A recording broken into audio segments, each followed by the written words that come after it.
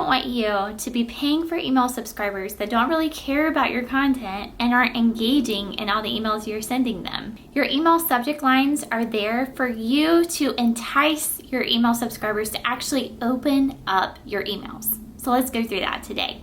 Hi, I'm Amanda Storrs, and I absolutely love emails because behind each email address is a person with a story, and guess what? Those stories are the ones that can connect with you and your business and drive traffic to your offers. Click that like button if you are completely frustrated with sending all these emails and nobody is actually opening them. Did you know that 64% of people choose to open their email based on their subject line? No pressure. Subject lines are proven that if they have 6 to 10 words on them, there's going to be a higher open rate, as in 21% open rate. I say all this to say that a subject line is like their first impression of your email, and you're not trying to sell through your subject line. You're trying to get them to open the email and let the email sell for you, or even click to your sales page to sell for you. Subscribe if you want your emails to actually market your business for you and drive more leads to your offers. We're going to go over 7 ways that you can make your subject lines work for you so that they actually engage in your content and see what you have to offer. So let me give you the scenario. Somebody invites you to go to coffee and you sit down in front of them, you have your coffee cup ready, you're about to open up your conversation and you're like, "Hey y'all."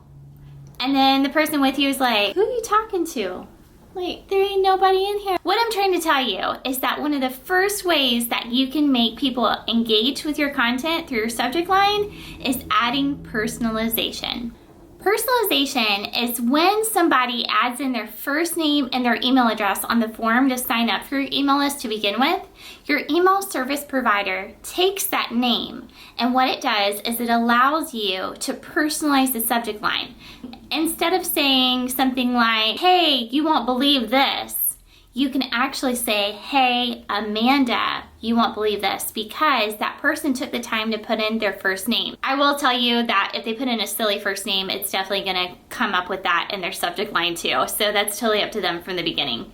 Emails with the recipient's name and the subject line have 18% open rate. That's pretty high. They feel like you took the time to put their name in that subject line. They feel like it's written directly for them. That's why you can't put something like "Hey y'all" or "Hey everyone" in the subject line, because they feel like it's going to be sent to the masses and you want to speak directly to them. Within your email service provider, all of them should allow you to do a drop down of either inserting their first name, first and last name, their address. I don't know why you would put their address in there for the subject line. Whatever the case, whatever information they put in on that form, that is what's going to be inserted so that you can personalize the subject line or the email itself. You should also be, number 2, creating curiosity.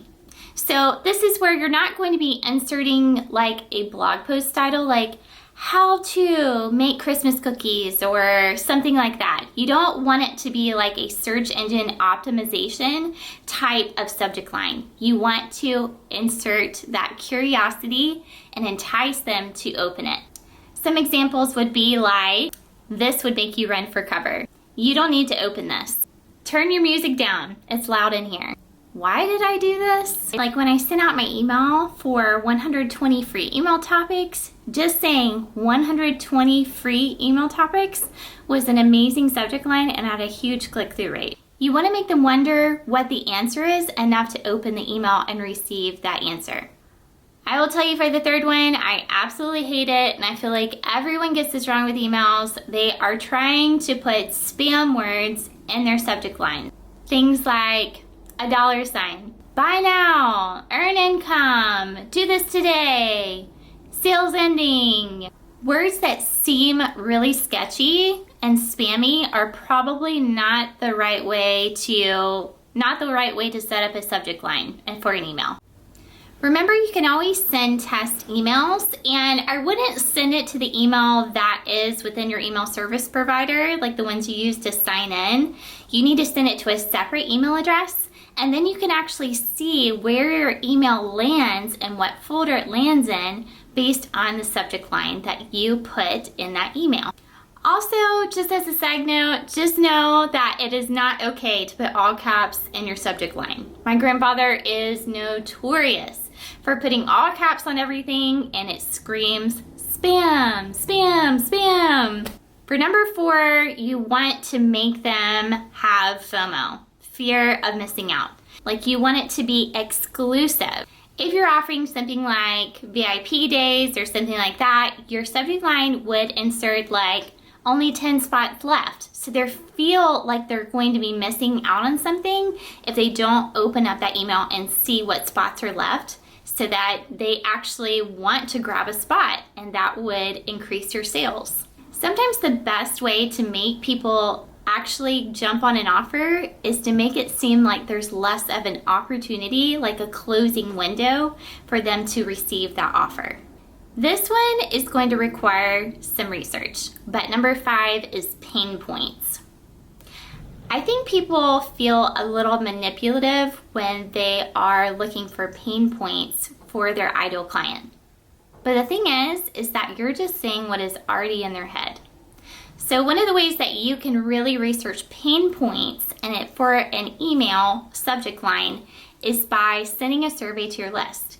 What is something going through their heads, so that you can insert that in a subject line? You want to know what has prevented them from jumping on your offers. What is something they're thinking about or tell themselves on a daily basis? The answers to that survey need to be put into the subject line. Like, are you looking for a way to lose weight? Are you constantly checking your phone and not utilizing your time wisely? So you're taking the survey results and putting it in the subject line. Another one would be, this is a perfect solution for XYZ. How I went from this, which is a pain point, to outcome, which is when somebody participated or bought your offer. Number 6, let's play truth or dare. Your subject line would say something like, don't do this. Don't buy this. You don't have all the answers. It's almost like daring them to open it because they're thinking, oh yes, I do. Oh yes, I have those answers. In this one, you're going to be calling out a myth or telling them a truth about your industry. These subject lines work best if everyone in your industry is saying one thing and you're saying something completely different, but accurate. For me, if I were going to do something like this for my subject line, I would say something like, let them unsubscribe. And in the email, we would talk about why it's important for people to unsubscribe, because they aren't your people. If you want to know why email marketing even matters, you might want to watch this video. Number 7 is use those emojis, because it actually conveys emotion within a subject line, makes them relate to you, and it takes up less space. The open rate of emails with emojis in the subject line is over 50%.